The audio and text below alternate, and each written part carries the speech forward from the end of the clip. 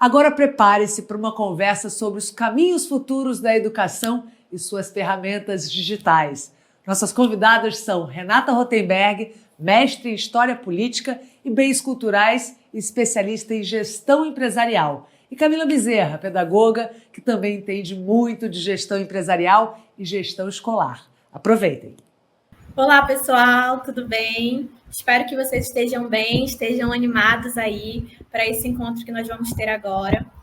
Meu nome é Isabela, hoje eu estou aqui para conversar um pouquinho com vocês, com duas convidadas super especiais, sobre o tema Caminhos Futuros da Educação e suas ferramentas digitais.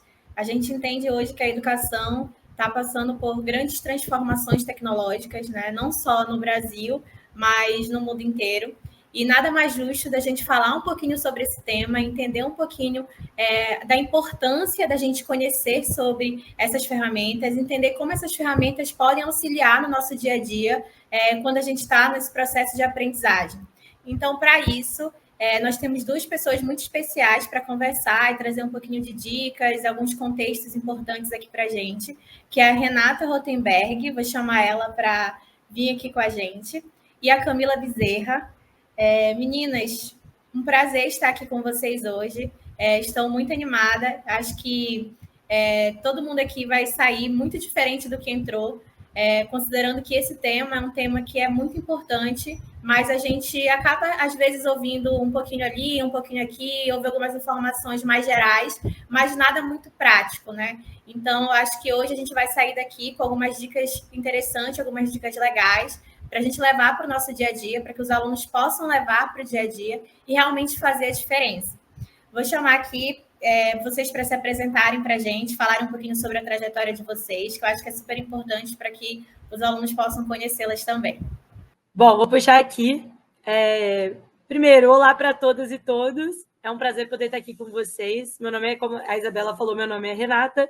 Eu sou professora de História, então dou aula em algumas das nossas escolas aqui do Grupo Salta, e trabalho também na nossa área de inovações pedagógicas dentro do grupo, olhando para essa ideia de o que a gente consegue trazer de novo na educação, o que a gente consegue ver que são dores dentro das escolas, o que a gente tem de potenciais dentro das escolas, entendendo ferramentas, tecnologias, mas não só tecnologias, como outras formas de inovação também, para dentro e fora da nossa sala de aula. Então, é um prazer estar aqui com vocês hoje, e um prazerzão, Isa, Camila, poder trocar com vocês mais uma vez. Deixar aí para vocês se apresentar, Cami. Olá, pessoal. Espero que vocês estejam bem. Estou muito animada de estar aqui hoje. É um prazer poder participar desse grande evento, né? E para a gente começar, queria contar um pouquinho aqui. Meu começo é um lugar onde todos vocês entendem coordenação pedagógica de uma escola. Então, foi onde eu caminhei, onde foi meu início aqui no grupo. E de lá para cá, novos desafios vieram surgindo. E hoje eu olho muito para frente de gestão escolar. Nada também que vocês não conheçam. Então, a rotina pedagógica do dia a dia, boletim, notas, né, calendário, tudo que está referente a uma rotina organizada para que vocês possam ficar super imersos no aprendizado lá, junto dos nossos professores, como a Renata falou aqui, que é um dos fazeres dela hoje dentro do grupo. Então, vamos lá, estou animada aqui para contribuir com a minha bagagem, com o que eu aprendi aqui durante esses anos no grupo e compartilhar com todos vocês nesse momento aí, que é super desafiador para qualquer adolescente aí no ensino médio. Isa, o que você tem para a gente? Perfeito, meninas. Obrigada pela apresentação. Cami, você falou aí de boletim, já arrepiou aqui, viu? Acho que a galera aí que está no ensino médio, às vezes o boletim é um tópico muito sensível, né? Mas falando um pouquinho sobre boletim, eu acho que a gente também entra ali nessa questão de provas, na questão da prática de estudo mesmo, né? E aí vem alguns questionamentos já muito relacionados a essa questão dessas ferramentas digitais dentro da educação.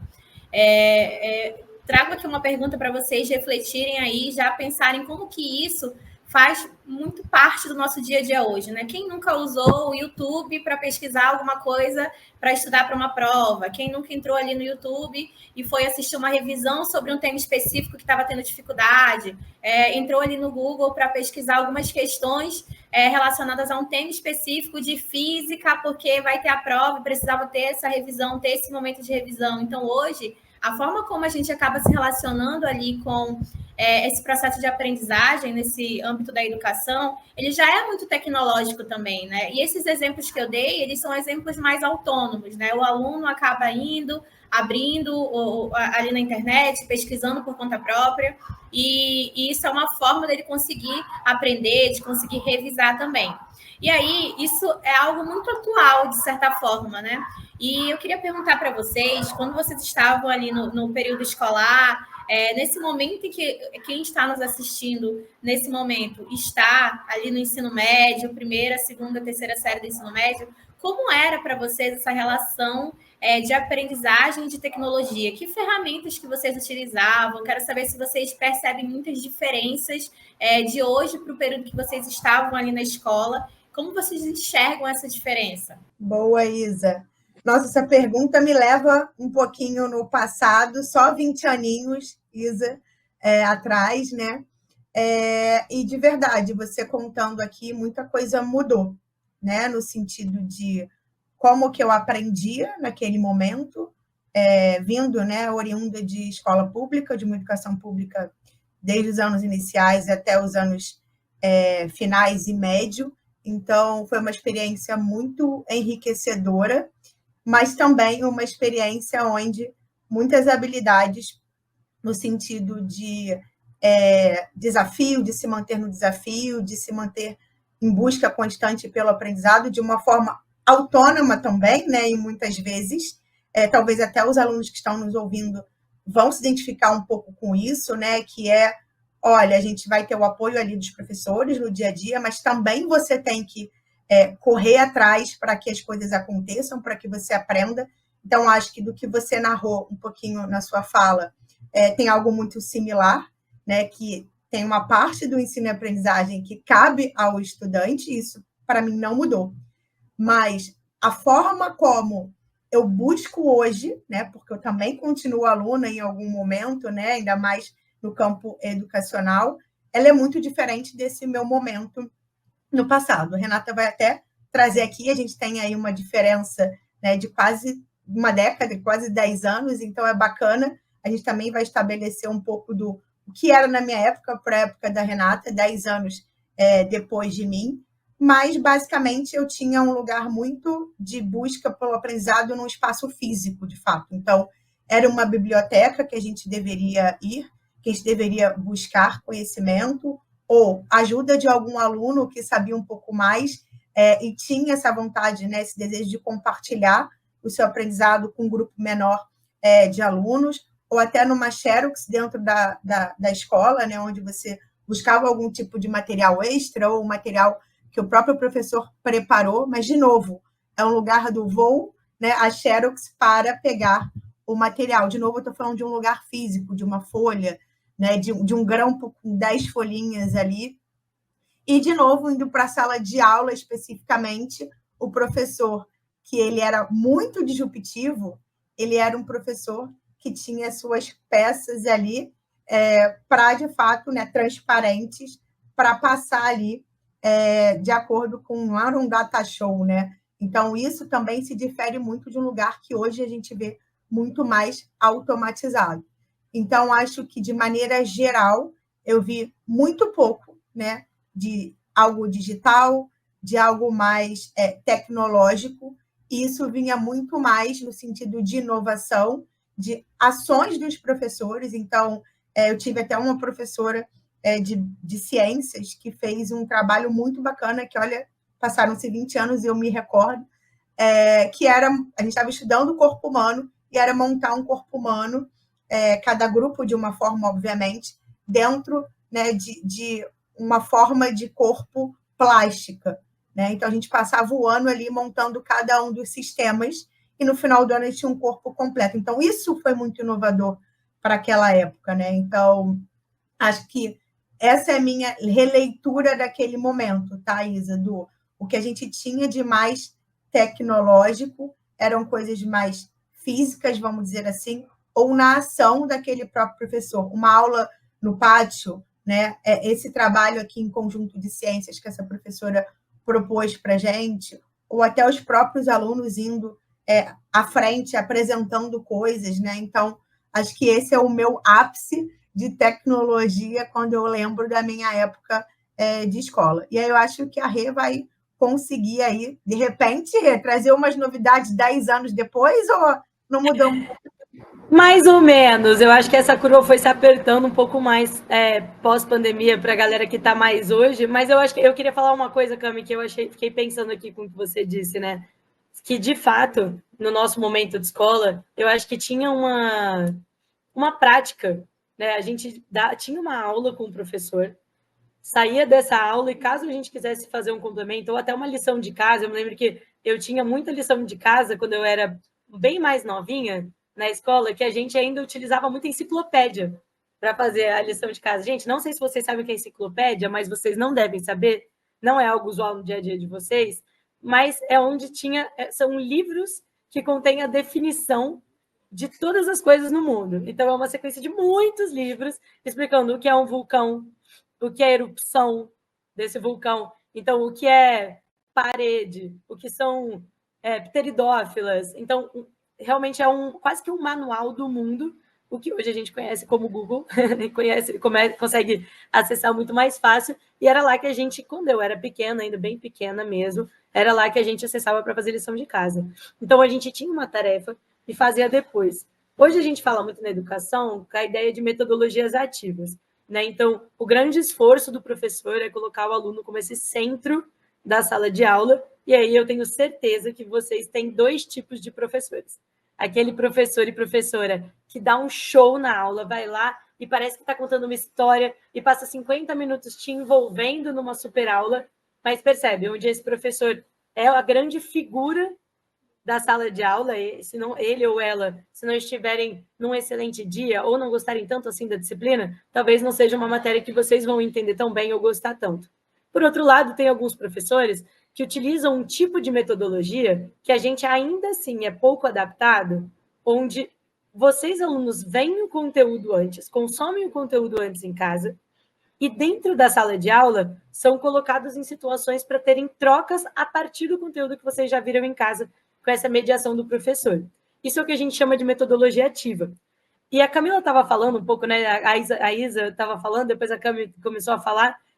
Hoje, o aluno, vocês, no caso, tem uma ferramenta poderosíssima de acesso que nós, enquanto professores, tememos durante um tempo, admito, e depois eu acho que a gente foi se habituando como um complemento muito bacana da educação, que é justamente conseguir encontrar o conteúdo de maneira simples e, às vezes, até mais simplificada na internet. Então, por exemplo, ver um vídeo no YouTube.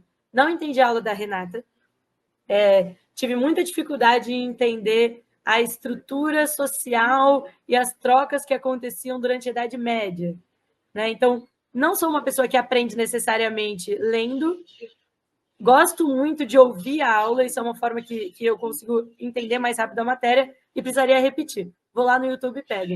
E a gente, enquanto professor, durante um tempo, teve grandes desafios de ouvir vocês, enquanto alunos, já trazendo conteúdo. Tá, mas do que serve o professor a partir do momento que o aluno tem o conteúdo acessível?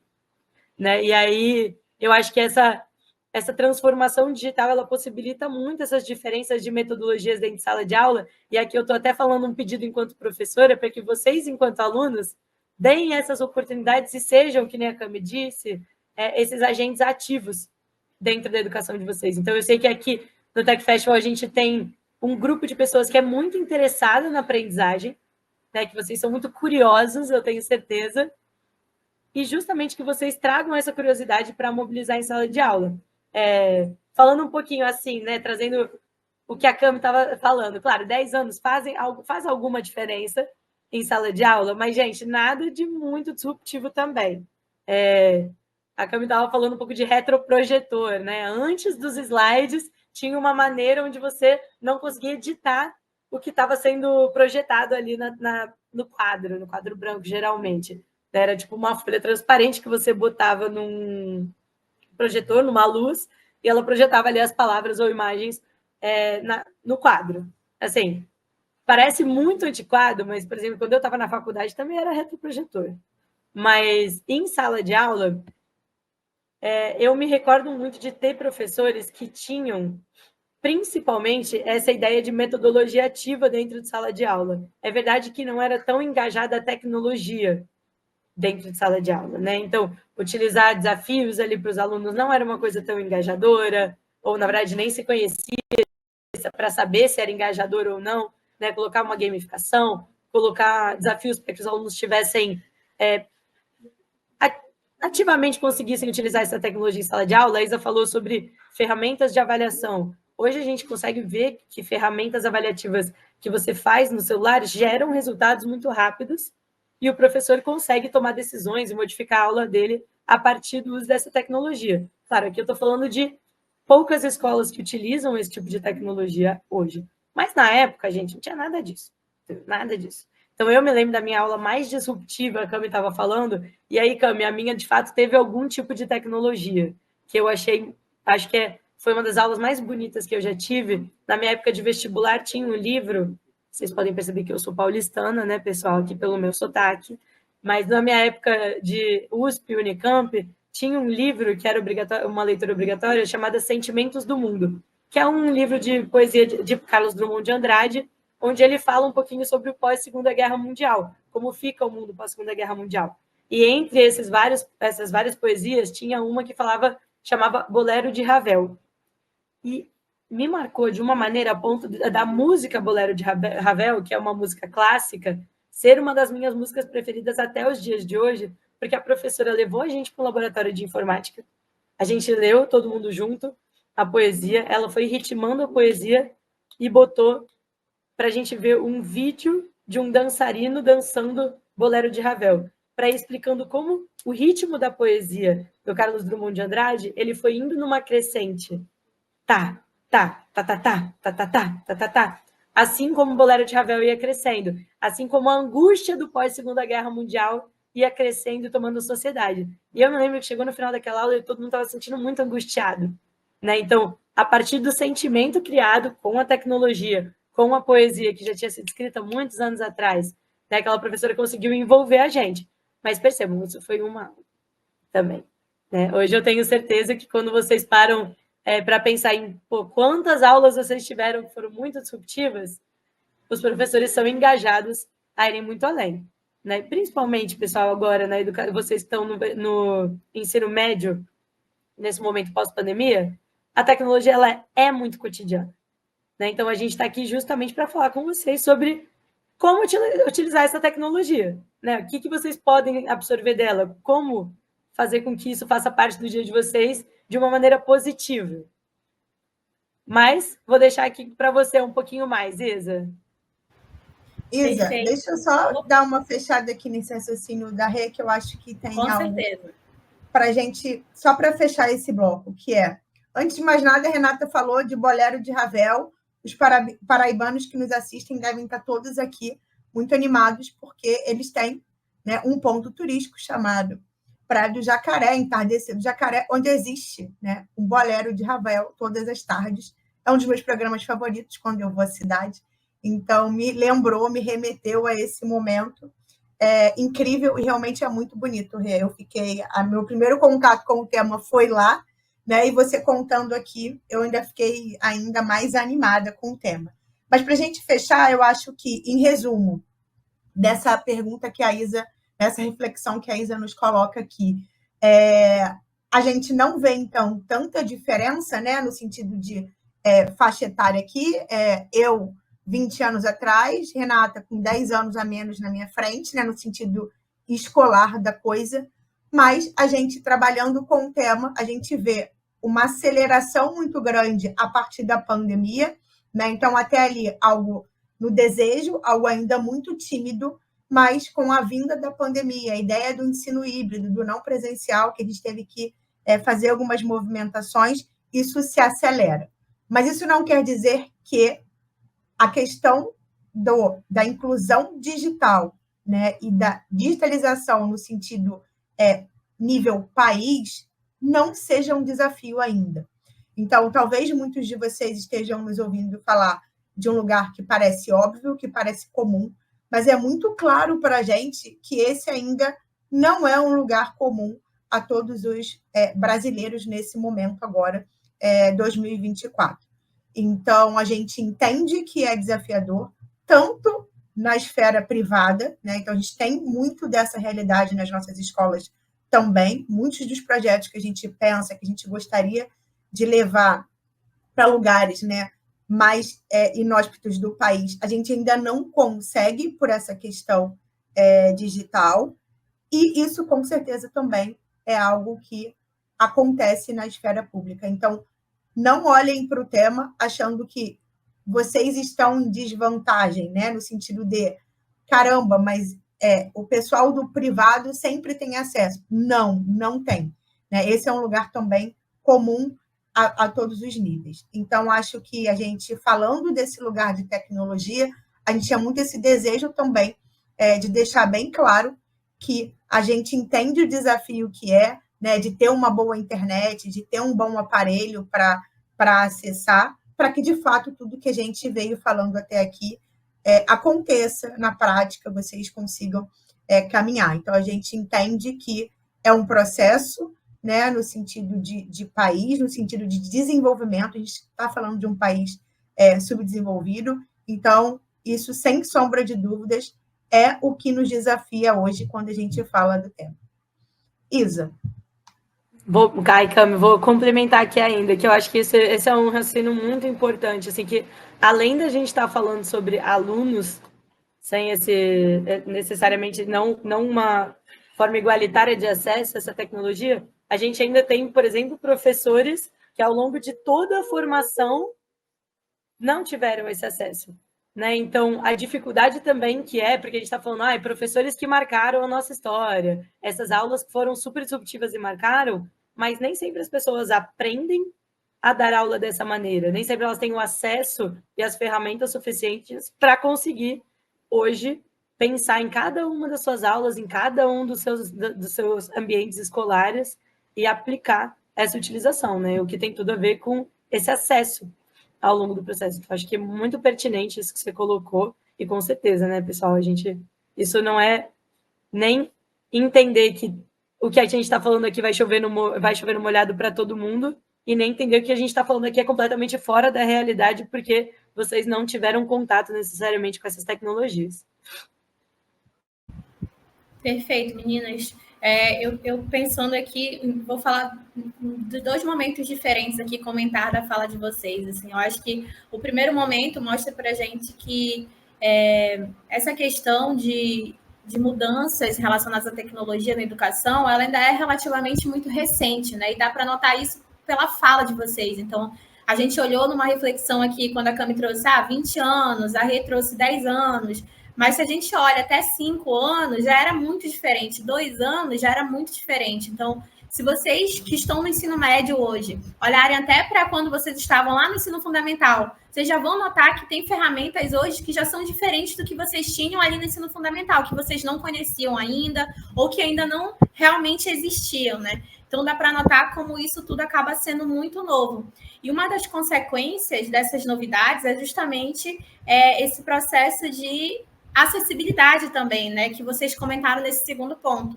Como as coisas estão sendo muito inovadoras, estão sendo produzidas também em tempo real, é difícil todo mundo ter aquele acesso ao mesmo tempo, né? Justamente por essas questões que já foram postas aqui, que a Cami também trouxe sobre um país em desenvolvimento, em que não necessariamente quando a gente tem uma coisa inovadora para uma escola, a gente vai ter exatamente para todas. Então, a gente está falando até aqui de talvez vocês conhecerem certas ferramentas e outras pessoas que estão assistindo a gente aqui de outras escolas, talvez não conhecerem essas ferramentas que vocês já conhecem e já usam no dia a dia, né? Então, o que fica para a gente sobre tudo isso é que essas ferramentas, elas estão postas, a tecnologia, ela está posta, a gente não consegue fugir mais da tecnologia. E aí, se a gente não consegue fugir, e eu acredito que a gente nem queira fugir, porque a gente sabe que ela consegue trazer para a gente muita praticidade no dia a dia, não só para o professor, como as meninas citaram, a Renata citou aqui em relação a o professor querer levar algo novo, querer levar algo inovador, novas ferramentas para você, mas também de você mesmo, de forma autônoma, conhecer essas ferramentas. Ninguém quer fugir dessas ferramentas, a gente quer se apropriar dessas ferramentas. E como é que a gente consegue, né, se apropriar dessas ferramentas se elas estão todo o tempo mudando, né, em constante mudança? Eu queria ouvir um pouquinho das meninas também, se elas têm algum pensamento sobre isso, alguma sensação sobre essas... Como a gente lida com essas mudanças constantes que estão todo o tempo acontecendo quando a gente olha para a tecnologia e como que isso impacta na educação também, né? A gente tem um aluno do ensino médio que hoje está na primeira série, digamos assim, e quando ele estiver na terceira série, talvez o que ele usa hoje já não seja mais tão utilizado. Ou um aluno que está na terceira série que usa coisas hoje que no nono ano ele não fazia ideia que poderia usar, né? Como é que a gente pode se organizar diante dessas mudanças tão rápidas que a gente conhece e sabe que acontecem dessa forma? Eu acho que essa é uma excelente questão, né? Assim, que no fim é para jovens, é para adultos, é para a terceira idade, é para todo mundo. Assim, como aprender a utilizar novas tecnologias, como se adaptar a novas tecnologias sem medo. Aqui eu acho que é o maior pulo do gato, né? Quando a gente está pensando em novas tecnologias, isso é algo que a gente sente muito, muito no mercado de trabalho. Essa questão geracional e as rápidas mudanças que acontecem trazem uma reticência muito grande e às vezes até um medo, gente, é um medo e aí emocional mesmo, né? Daquilo que eu sei se tornar não mais relevante. Ou seja, eu me tornar não mais relevante. O conhecimento técnico que eu aprendi até aqui se tornar não mais relevante. E a gente acaba tendo algum tipo de receio. Eu vou dar um exemplo aqui que pode parecer uma bobagem, né? Mas assim, todo mundo já ouviu falar em inteligência artificial, sabendo ou não utilizar as palavras inteligência artificial. Elas fazem parte das informações que a gente vem ouvindo nos últimos tempos, né? E aí eu sempre tive uma dificuldade, gente, uma dificuldade assim estética. Sabe aquela pessoa que não desenvolveu habilidades estéticas? Sou eu. Então, por exemplo, para organizar minha casa, construir uma nova casa, quero reformar minha sala. Ou antigamente eu contratava assim um arquiteto e, enfim, né? E vocês já podem imaginar. Eu aqui ainda jovem na minha carreira, querendo me mudar pela primeira vez num apartamento, não tinha dinheiro para ficar contratando um arquiteto, né? E aí deixava na minha mão, gente, era eternamente uma parede branca. E eu olhava para aquela casa e falava, tentava mudar os móveis e nada combinava, nada. E assim, essa questão estética me perseguiu a minha vida inteira.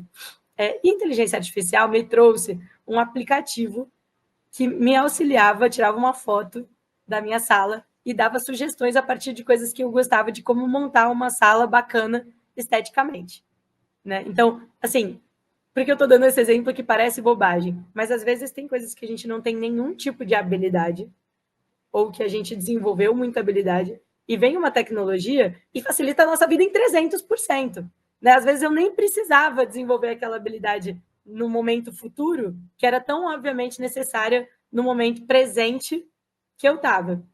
Então, nesse caso, parece bobo, mas eu acho que quando a gente fala sobre tecnologia na educação, quando a gente fala sobre tecnologia no futuro, e principalmente no mercado profissional, que eu acho que é um próximo passo que vocês vão ter pós-faculdade, é muito sobre permitir testar e conhecer novas ferramentas, né? Romper essa barreira do medo e se expor a essa coisa do novo, né? Acho que com o tempo cada vez mais reduzido, a gente vai ter acesso a mais e mais e mais e mais ferramentas. Então, hoje, por exemplo, se antes uma pessoa que era muito, muito, muito boa no Excel, que é aquela de fazer planilhas, né, e fazia muito rápido, uma planilha muito linda, isso era um grande diferencial, hoje existem ferramentas que você simplesmente colocando, como o ChatGPT.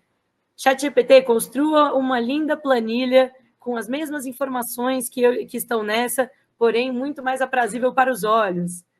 E o próprio ChatGPT joga um arquivo com uma planilha muito bem organizada, muito mais visual, muito mais intuitiva.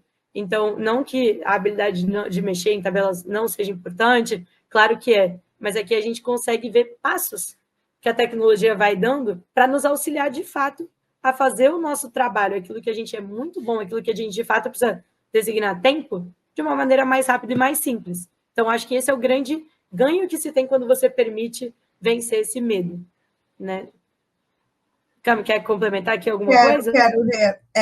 Me vieram alguns insights a partir da sua fala. Acho que quando você traz, né, a ideia do medo, acho que tudo que é novo, né, traz esse sentimento de medo, do vou lá, não vou lá e tal. E eu gosto muito de seguir um caminho que é da experimentação, né? Eu acho que tudo que a gente vai colocando um pouco do nosso pezinho na água, vamos dizer assim, a gente vai ganhando mais confiança. E com isso a gente vai aprendendo um pouco mais a cada dia. E daqui a pouco a gente está muito bom naquele negócio. Então, acho que uma dica bem concreta aqui tem a ver com vai com medo mesmo, que é vamos um dia de cada vez experimentando um pouco das tecnologias para que, de fato, a gente consiga sair dessa ideia que eu acho que é muito do senso comum, do tecnologia, estamos falando de Instagram, WhatsApp e e-mail. Né? Então, eu tenho um pouco dessa preocupação, ainda mais vendo, né? A gente recebe muitos jovens na nossa companhia, né? Já no mercado de trabalho, né? Ali na faixa etária de 22, 24 anos. E muitas das vezes a gente vê pessoas que vieram numa caminhada acreditando que estar tecnologicamente incluído é estar com o celular, com o Instagram e com o WhatsApp ali e conseguindo usá-los. E aí, quando você vai para esse lugar que a Renata falou, de uma construção de uma tabela, né? Deixa eu pegar uma ideia mais criativa a partir do que eu sei, me utilizando do chat GPT, sendo criterioso, tendo um pensamento crítico sobre aquilo que o chat desenhou para mim, a gente vê ainda fragilidades. Então, eu acho que esse é o momento, é uma oportunidade para que vocês saiam desse lugar de mídias sociais, né, de meios de comunicação, que sim, são importantes e fazem parte do mundo, a gente não está discutindo o certo e errado aqui, mas a gente está propondo um outro lugar que é o que de fato é ser, né, digitalmente incluído, né, no sentido de conseguir transitar de forma produtiva com as ferramentas digitais que tem hoje. Então, esses dois lugares, que é experimentar, né, e entender que esse é um lugar que mais para frente você vai precisar dele para estar no mercado de trabalho, e por isso, quanto mais cedo você começar colocando o pezinho na água de pouco a pouco, no caminhar você vai se desenvolver melhor nessa frente. Então, essa é a minha maior dica. Eu acho que assim, a gente vai perdendo esse medo, vai aprendendo mais, vai descobrindo coisas, né? Então, eu estou aqui, eu vou dar até um exemplo. Eu acho que eu gosto muito desse lugar, né, tecnológico, acho que me vejo experimentando bem, mas longe de ser uma expert. E hoje eu tenho um grupo de amigos, várias pessoas que vêm até mim para Cami, me fala isso aqui, me explica isso daqui, o que você experimentou, né? Porque as pessoas entendem que ela experimenta. Então, se ela experimenta, eu vou pegar uma dica ali, um pulo, né, do gato, um meio do caminho. Então, essa é a minha dica para que, de fato, esse lugar que parece longe, quando a gente fala tecnologia, e seja pela palavra, seja por essa questão, né, de ainda não estarmos todos incluídos nesse mundo, mas, de fato, um lugar onde vocês possam transitar pouco a pouco e ir ganhando, de fato, essa bagagem que vai ser muito importante para o momento de mercado de trabalho, de vida adulta, que, de fato, vai fazer diferença. Nossa, Cami, agora você falando, eu olhando, pessoal, não sei se vocês perceberam aqui, tá? A gente tem, graças a essa oportunidade de tecnologia, eu, Isabela e Camila trabalhamos na mesma empresa, né? E graças a essa oportunidade, a gente tem uma pessoa aqui de São Paulo, uma pessoa do Rio de Janeiro e uma pessoa que está no Pará, tendo a oportunidade de trocar um bate-papo ao vivo com vocês, né? Nós três tocando um bate-papo e vocês conseguindo assistir isso de uma maneira completamente voltada com tecnologia, né? A gente fazendo um ambiente de fato de troca. Eu podia muito tranquilamente estar aqui tomando meu cafezinho, assim como estaria num outro lugar, né, num cafezinho ao vivo. Então, acho que nesse ponto, assim, a tecnologia ela tem muitos ganhos. E aí vou até puxar isso, Isa, e ir um pouquinho para o que você estava trazendo, para o que você estava falando sobre ferramentas, né? O que a gente pode utilizar. E aqui, gente, que nem a Camila falou, a gente tem uma infinidade de ideias, né? A gente trabalha com tecnologia sempre. Eu e a Isabela trabalhamos na área de inovações, a gente está sempre mexendo. A Camila é uma grande curiosa e está sempre mexendo, além do trabalho dela pedir isso também. Mas a gente, de fato, usufrui da tecnologia, tá? E aqui não é a ideia de vamos endeusar a tecnologia é tudo, que nem a Cami disse, não é uma questão de posicionamento, mas assim sobre trazer alguns pontos que podem nos ajudam no dia a dia e quem sabe podem ajudar também um pouquinho vocês. Então, queria primeiro, né? Eu, enquanto professora, vira e mexe, peço para os meus alunos fazerem vídeos diferentes como tarefa de casa, sair um pouquinho daquela coisa de fazer exercício só na caneta, trazer um pouquinho mais de interesse para eles nas aulas, uma coisa mais cotidiana do que eles costumam consumir. E aí, esses tempos, eu passei para eles uma tarefa que era contar a história das guerras que aconteceram aqui no período regencial no Brasil. Né? Então, é um tema que geralmente é difícil dos alunos que não adoram história, gostarem. Não sei como tem gente que não gosta, mas assim, tem gente que não gosta tanto. Então, eles foram desafiados ali em grupos a construir um vídeo de até 2 minutos, formato TikTok, formato sala de aula, o que eles bem quisessem. Né? E aí eu acho que tem uma ferramenta que a gente utiliza muito no dia a dia aqui de trabalho que eles utilizaram, e eu acho que ela é 10 de 10 por ser super intuitiva, auxiliar muito no que vocês querem desenhar, pessoas que têm zero esse conhecimento de designer, que nem eu falei, como eu, podem se aproveitar muito, que é o Canva. Vocês já ouviram falar no Canva? É uma plataforma que faz slides, faz panfletos, vocês querem divulgar alguma iniciativa, o time de futebol de vocês vai jogar, vocês querem fazer um convite de aniversário ou uma apresentação como essa dos meus alunos, e eles fizeram uma apresentação como funciona o Canva, né? Você cria a apresentação e compartilha com a sua equipe, e todo mundo pode editar e participar da construção desse Canva simultaneamente, online. Então, ele te propõe ali ferramentas de inteligência artificial, por exemplo, eu gostaria de criar aqui uma imagem de um jogador de futebol muito famoso segurando a taça, me dando parabéns no meu aniversário. Então, ali vou fazer meu convite de aniversário e, de fato, o Canva tem essa ferramenta onde a inteligência artificial cria essa imagem. Né? Ao mesmo tempo, na hora de fazer um trabalho em grupo, você consegue compartilhar com seus amigos e eles também estarem fazendo. A gente sabe que quando todo mundo estuda numa mesma escola, nem sempre é fácil achar um lugar para fazer a tarefa junto. Às vezes a gente precisa se organizar dessa maneira que a gente está se organizando aqui para falar com vocês, que é cada um na sua casa, construindo algo coletivamente. E aí, nesse sentido, fica a indicação do Canva aqui para vocês.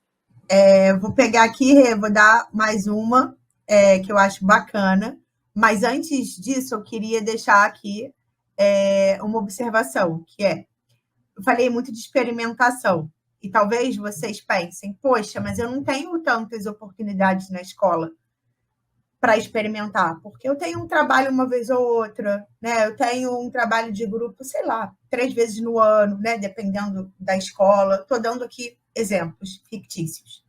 Mas peguem, por exemplo, qual foi o fio ali que a Renata deixou. A gente está falando da nossa própria vida, que é um convite né, de um aniversário, construir, de repente, né, um folder para botar no comércio da mãe, do pai, né? Às vezes a gente, né, o pai e mãe sempre estão atrás da gente, né, pedindo ajuda com tecnologia, e aí da gente se não ajudar. Então, eu acho que trazer, de fato, essa experimentação para o cotidiano de vocês, né? Além da ideia da sala de aula, além da ideia da escola, né? Para que vocês, de fato, possam ir colocando esse pezinho na água que eu vim falando aqui.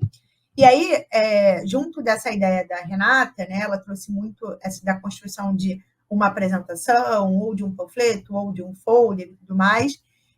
E eu também acho que esse é um momento que a gente está se descobrindo enquanto perfis de organização. Então, vai ter gente que é mais organizada, tem gente que é menos, gente gosta de um caderno, tem gente que não, eu quero sentar aqui no computador e fazer, né, digitar. E a gente gosta muito, né, do Google Drive aqui, que a gente chama, né, que basicamente ali a gente consegue organizar documentos, sejam planilhas, seja documentos escritos, né, apresentações, né, do próprio Canva, então baixar a apresentação lá, jogar, guardar no Google Drive, de modo que qualquer um de nós possa acessar. Então, vamos dar um exemplo aqui. A gente tinha esse evento aqui com vocês. A gente sentou, cada um do seu lugar, usando uma ferramenta aqui de conferência online, que a gente também usa bastante, né, pelo nosso grupo está no Brasil todo hoje, e a gente escreveu o nosso documento online pelo Google Drive. E lá, cada um entrou, deixou, né, o que gostaria de falar, de trazer aqui. Então, isso não só traz essa ideia de organização, mas ela permite que cada um, no seu tempo, né, possa ir colocando, apagando, trocando coisas até a data, de fato, do evento, da apresentação. Então, esse é um lugar que a gente super transita hoje, a gente aqui está sempre utilizando e falando dele quando pode, e eu acho que é um lugar bacana para que vocês possam organizar a rotina de vocês, seja de estudo, né, do dia a dia escolar, ou da própria vida, né? A vida ela vai começando a acontecer. A gente vai tendo nossos documentos, tem que guardar em algum lugar, ou até a gente vai em algum lugar e a pessoa fala: você pode me apresentar sua identidade? E aí você está sem a identidade na mochila, a gente está sem a identidade no celular, porque, sei lá, acabou, né, a bateria, e você pode acessar esse lugar e mostrar o seu documento. Então, acho que essa é uma super oportunidade para que vocês experimentem e consigam ir construindo essa ideia de usabilidade da tecnologia. Perfeito.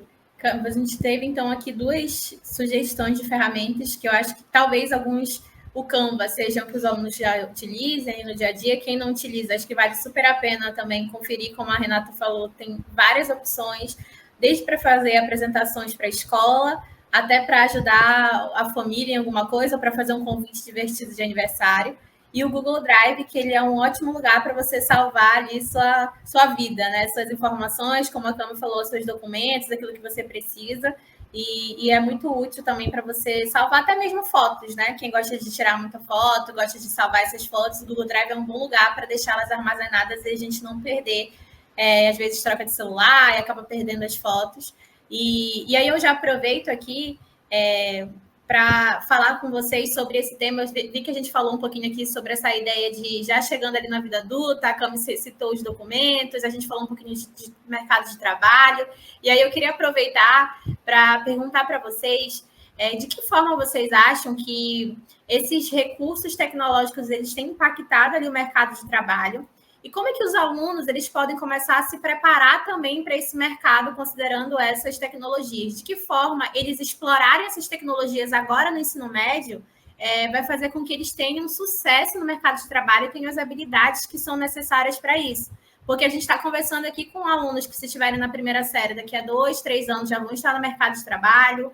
Quem já está na terceira série, às vezes até já trabalha como menor aprendiz ou alguma outra atividade do tipo, então já, de certa forma, tem um gostinho de como é, mas daqui a pouco isso vai ser, de fato, concretizado quando eles saírem do ensino médio. E eu queria saber de vocês, como vocês acham que os alunos já podem aproveitar essa oportunidade que já estão usando ali na escola para desenvolver essas habilidades para esse mercado de trabalho, que também não fica isento do uso dessa tecnologia. Bom, Isa, eu acho que a gente falou muito aqui do prático, né, da ideia da tecnologia no sentido prático, concreto e tudo mais, mas isso está muito linkado a habilidades e competências que elas são essenciais na construção do cidadão, né? Então, a gente vem falando muito, né, agora do desafio que é a utilização do ChatGPT frente à ideia de um pensamento crítico, né? Sem isso, a gente não consegue caminhar com sucesso sobre o tema. E o que a gente está chamando aqui de pensamento crítico? Né? A gente está deixando o lugar de enviar um comando para o ChatGPT e deixando ele fazer o trabalho sozinho. Porque, muitas das vezes, esse chat ele vai alucinar, que é o que a gente chama para quando ele traz alguma ideia errada, E se eu não tiver pensamento crítico, ou seja, capacidade de olhar para o que o ChatGPT construiu e perceber erros, perceber nuances que não fazem sentido para o que eu estou buscando, eu não estou usando a tecnologia de forma correta. E o pensamento crítico nada tem a ver com o que a gente está falando aqui de tecnologia em si. A gente está falando de uma construção, né, que vem numa jornada escolar desde muito cedo. Quando a gente olha para as escolas de maneira geral, um dos pilares da maior parte das escolas, se não todas, é conseguir construir, de fato, um cidadão que consiga pensar de forma crítica, olhar para os conteúdos e pensar da maneira dele. Isso está certo? Isso está errado? Isso está de acordo com a minha realidade, com o que eu acredito? Né? E isso cada vez mais vai ser cobrado, uma vez que as tecnologias vêm construindo conhecimento, vamos dizer assim, entre aspas, de maneira autônoma. Né? Se eu dou um comando e ela me traz o conteúdo de forma geral, isso está sendo construído por uma outra pessoa. E aí eu preciso ter esse pensamento crítico. Isso, de maneira muito concreta para o dia a dia de trabalho, é uma das habilidades que a gente mais quer junto dos nossos times, né? E a gente está trazendo aqui para o momento de... Vou dar um exemplo aqui de dia a dia para que vocês, alunos, tentem, de fato, pegar a ilustração da nossa fala. Estarmos numa discussão, como a gente fez aqui, eu, Renata e Isa, antes desse evento, o que vamos falar sobre o tema no Tech Festival? E a gente conseguir construir, não só de maneira colaborativa, nos ouvindo, cada uma podendo trazer o que pensa, né, e o que não concorda, e sendo crítico ao colocar aquilo. Né? Então, isso é a ilustração do que a gente chama do pensamento crítico numa vivência de mercado de trabalho. Né? É você não concordar com algo e conseguir ter argumentos para embasar o seu não concordar. Né? Então, cada vez mais, isso vai estar num lugar muito desafiador, que é tecnologias, especialmente de inteligência artificial, vindo numa crescente. E se esse pensamento crítico não tiver sido desenvolvido nessa trajetória escolar, a gente, de fato, vai ter um lugar mais esvaziado de atuação no mercado de trabalho. E quem tiver esse pensamento crítico muito afinado, muito refinado, é o cara que, de fato, vai se desenvolver. E aí eu vou falar só de mais uma competência, e aí eu passo para a Renata para a gente dividir esse momento aqui. A segunda, a gente está falando de adaptabilidade, né? E o que tem a ver também, de forma ilustrativa, com o que a gente está falando de mercado de trabalho. A gente disse aqui que há 20 anos a educação era de uma forma, passaram-se 10. Não mudou tanta coisa, mas a partir do momento pandêmico, a gente viu uma grande aceleração no tema. E a partir daí, a gente entende que as mudanças vão ser cada vez mais rápidas, mais velozes, né? E algo que era muito essencial há 20 anos atrás, no sentido de habilidade de mercado de trabalho, hoje já não é mais. Né? Hoje são outras coisas que são pedidas, exigidas. E aí cabe também a cada um de nós conseguir trabalhar de modo adaptado, de modo a o que exige de mim hoje, talvez daqui a 2 meses não seja esse lugar. E eu tenho que conseguir ir me adaptando aos cenários. Não só os cenários, tá, que o mercado de trabalho coloca, mas as diferentes realidades quando a gente fala do tamanho que é o nosso país Brasil. Acho que um dos grandes aprendizados que eu tive aqui no grupo, né, chegando aí no meu 14º ano aqui com o pessoal, foi, de fato, crescer junto no sentido nacional e entender as diferenças e nuances que o Brasil apresenta. Isso é você também não só acreditar na diversidade, no valor que o diverso tem, né? Então, a gente vai ter uma educação no Rio de Janeiro que é diferente de uma educação do Pará, que é diferente de uma educação do Sul, não existindo melhor e pior, mas diferentes. E eu, enquanto profissional, preciso me adaptar a essas realidades. Né? Então, de fato, essa habilidade de ser adaptável é o que faz também você ter um diferencial dentro do mercado de trabalho. Ah, mas eu aprendi assim, eu vou fazer assim e vou ignorar todo o resto. Tudo bem, mas entendendo que você vai estar atrás de outras pessoas, né, que estão super abertas para se adaptar às novas realidades, seja, né, de técnico do que aquele trabalho exige, seja das diferentes realidades que o nosso país traz no movimento de mercado também. Rê, o que você acha das demais aí? Cami, eu acho que bem no que você falou, quando a gente fala sobre essa questão da adaptabilidade, aí eu já vou puxar para uma terceira competência que é super fundamental, falando um pouquinho sobre tecnologia digital mesmo, né? Saber utilizar ferramentas tecnológicas no trabalho.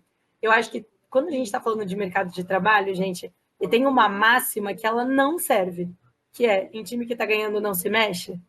Se tem uma coisa que a Cami estava falando aqui que, para mim, sintetiza essa ideia, você precisa constantemente estar se adaptando e identificando essas mudanças e tentar, no mercado de trabalho, estar até à frente, prever algumas dessas mudanças em alguns momentos, em outros momentos, entender que essa mudança está acontecendo e correr atrás dela também, né? Os dois acontecem, mas justamente muito dificilmente as coisas que eram feitas do jeito que elas eram feitas há 50, 20, 10 anos atrás vão continuar dando certo a longo prazo, porque a gente está mudando, a sociedade está mudando. Se vocês pararem para pensar, por exemplo, nos pais de vocês quando eram alunos, talvez eles aprendessem de formas completamente diferentes. Eu e Camila, que a gente já estava falando, a gente aprendia de formas completamente diferentes e completamente diferentes de vocês. Eu, enquanto professora, que tenho sempre mais idade com o passar dos anos, e os meus alunos continuam sendo sempre alunos da mesma idade, né? Então, eles podem até crescer, mas se eu sempre pegar um oitavo ano, eles vão ter sempre entre 12, 13, 14 anos. Né? Então, ou eu me adapto, ou a aula que eu dava há 10 anos atrás já não ensina mais esses alunos. Né? E aqui, quando a gente fala sobre essa parte mais empresarial, e quando a Cami estava falando um pouco sobre Brasil, e eu vou até além nesse caso, né? Quando a gente está falando de um mundo globalizado, digitalizado, a gente não tem somente barreiras físicas, claro, a gente trabalha com escolas, então aqui a gente está falando muito sobre fisicamente ter uma escola, fisicamente termos alunos, mas hoje uma parte gigantesca do mercado de trabalho ela é no digital. E sendo no digital, assim como a Isa está no Pará, nós estamos aqui no estado do Rio de Janeiro e São Paulo, a gente também conseguiria, por exemplo, estar trabalhando para os Estados Unidos, estar trabalhando numa empresa europeia, e tudo isso requer que necessariamente vocês tenham um tipo de habilidade que é saber trabalhar com tecnologia. E aqui, né, muito pensando em tudo que a gente já falou até agora, que é conseguir se adaptar às novas tecnologias, vencer esse medo, como a Cami falou, molhar o pezinho desde sempre para continuar essa caminhada e estar constantemente aprendendo sobre essas novas tecnologias. E aí, indo, né? Eu acho que tem um ponto aqui também, gente, saber utilizar essas tecnologias de maneira ética e segura. Né? Hoje a gente tem aqui no Brasil uma lei muito importante, a LGPD, que é uma lei de proteção de dados, que ela surge justamente a partir do momento em que a gente entra nesse mundo digital, né? Como que a gente consegue, no momento em que uma criança muito menor de idade precisa, para entrar em qualquer site, logar com e-mail, senha, que tem várias informações dela no Gmail. Né? Tipo, como é que a gente resguarda essas pessoas também no mundo digital? Como é que eu resguardo dados que eu não tenho uma forma de ser totalmente divulgado? Então, ter essas habilidades de tecnologias digitais e utilizá-las de maneira ética, sabendo que, por exemplo, existem lugares onde eu não posso simplesmente botar os dados da empresa que eu trabalho, porque esses dados podem se tornar públicos. Às vezes eles são dados sigilosos. Imagina, eu vou falar sobre algum problema que está acontecendo em alguma escola e esses dados vazam e eu estou expondo famílias, alunos, menores de idade, pessoas que estão passando por uma situação difícil, o mal-estar e, de fato, as fatalidades que isso pode gerar, né? Então, acho que tem essa questão sempre fundamental. E aqui subimos o alerta, né? Sejam éticos na utilização de tecnologia, porque a gente sabe que tem como não ser, a gente sabe que a ideia do anonimato ela existe, né, na internet, então saibam que não é anônimo, utilizem isso de maneira bem ética. E, por último, assim, só para falar um pouco mais rapidamente, entendendo que todas essas habilidades que a gente falou, elas são fundamentais, hoje o mercado de trabalho, e acho que talvez essa seja uma habilidade que ela vem de muito tempo e vai se tornando cada vez mais importante dentro do mercado de trabalho, que é, uma vez que a gente tenha tecnologias, né, que muitas vezes podem fazer todo um trabalho operacional, e quando diz operacional, eu digo você consegue quase que deixar que o computador faça sozinho alguns trabalhos, você não precisa de uma pessoa que fique fazendo eles o tempo todo. A gente tem um tempo ocioso, a gente consegue tirar as pessoas que passavam muito tempo só pensando nessa operação, fazendo coisas muito cotidianas, batendo um ponto, a fazerem coisas mais criativas. Então, essas novas tecnologias, elas auxiliam, né? Elas nos ajudam e elas pedem que nós sejamos mais criativos e passamos mais tempo resolvendo grandes problemas. Então, vocês aqui no Tech Festival têm um grande desafio, que é, né, justamente o desafio Tech, que é trazer problemas, propor soluções, e isso é exatamente o que o mercado de trabalho pede. E aliar isso a tecnologias digitais tem se tornado cada vez mais fundamental, né? Então, falando aqui de uma maneira bem resumida, tá? Quando eu falo sobre resolução de problemas, às vezes são grandes problemas, assim, como que a gente faz para despoluir um rio, né? A gente que mora aqui no Rio de Janeiro, como é que eu faço para poder voltar a nadar no aterro do Flamengo? Ou como é que eu faço em São Paulo para despoluir um rio Tietê? Ou como é que eu auxilio a vida das pessoas que estão vivendo grandes secas na Amazônia? Né? Então, tipo, às vezes a gente está falando de problemas que são imensos e às vezes é simplesmente nós não temos dinheiro para aumentar o aluguel da sala onde nós trabalhamos, mas a gente precisa ter mais espaço. Então, não tem como aumentar, para gastar mais dinheiro com isso, mas eu preciso botar mais pessoas, porque mais pessoas precisam trabalhar. Claro, né, gente? A gente está falando de dimensões completamente diferentes de problemas, mas resolver problemas de maneira criativa é algo que o mercado de trabalho pede e vai pedir, vai continuar pedindo. Isso faz muitos anos, quando eu me formei na escola, isso já era uma habilidade requerida. Eu acho que ela só vai mudando um pouco a esfera de quais ferramentas você tem para ser resolutivo. Quanto tempo você deve despender para resolver problemas e pensar isso de maneira criativa. Né? Então, acho que N ferramentas podem ajudar vocês nisso. A gente falou aqui de algumas que elas são simples, elas são básicas. Acho que um grande recado aqui, né, sobre as habilidades que a gente falou e vai continuar falando testem, se arrisquem, conheçam, estudem, gastem tempo com isso. Pode ser só para, assim, tirar dúvidas, brincar no chat GPT, entendeu? Algo que está assim tão falado, é gratuito. Queria só fazer um último parênteses, assim, sobre chat GPT, né, gente? Esses tempos eu estava precisando muito aprimorar a minha língua espanhola. Eu ia viajar para o país que falava língua espanhola e eu estudei na escola de uma maneira bem crua há muito tempo. E o chat GPT, que é essa inteligência artificial de uma empresa chamada OpenAI, criou uma forma de você se comunicar com ele por voz. E eu comecei a praticar espanhol todos os dias com o chat GPT, porque eu ficava com muita vergonha de praticar na frente de outras pessoas, porque o meu espanhol estava muito enferrujado. E aí, com o chat GPT, eu pedi para ele, eu não estudo há muito tempo, eu quero que você seja criterioso e me ajude, de fato, a conseguir construir frases e me corrija. Porque às vezes é chato ser corrigido por uma pessoa, você se sente constrangido. Né? E essa tecnologia, no dia a dia, ela tem conversado comigo, a gente tem treinado conversações, e eu sinto que o meu espanhol já melhorou. Eu e o chat GPT também sentimos que o meu espanhol tem melhorado cotidianamente. Assim, então, aqui nesse caso, a criatividade ela não tem limite. Tá? Cabe a vocês também testarem e se arriscarem nisso. Perfeito, obrigada, meninas. Eu acho que a gente sai com essas sugestões aqui super importantes quando a gente olha para o mercado de trabalho, inclusive essa dica final que a Renata deu aqui sobre o chat GPT e praticar alguma língua estrangeira é super interessante também. Você que já tem uma língua estrangeira, provavelmente o inglês, né, que é o que a gente tem nas escolas, para você praticar no chat GPT vai fazer super diferença também no seu dia a dia ali, para a própria escola e no mercado de trabalho futuramente também, de você aprender de uma forma mais autônoma. E para a gente, aqui nos encaminhando para os minutos finais, eu queria pedir para que a Renata e a Camila nos trouxessem aqui brevemente uma mensagem final, um recado final que elas querem que fique aqui desse bate-papo que a gente teve para vocês e que vocês saiam com esse pensamento aqui forte na cabeça de vocês, que elas vão trazer como mensagem final aqui. Eu estou curiosa para saber o que vocês diriam, como vocês resumiriam esse nosso bate-papo de hoje, e seja a mensagem principal que o aluno que está assistindo a gente saia daqui hoje. O que vocês nos diriam? Bom, vamos lá, para a gente fechar aqui o nosso grande encontro de hoje, eu gostaria muito que os alunos saíssem daqui com muito desejo de aprender, né, de continuar sendo curiosos.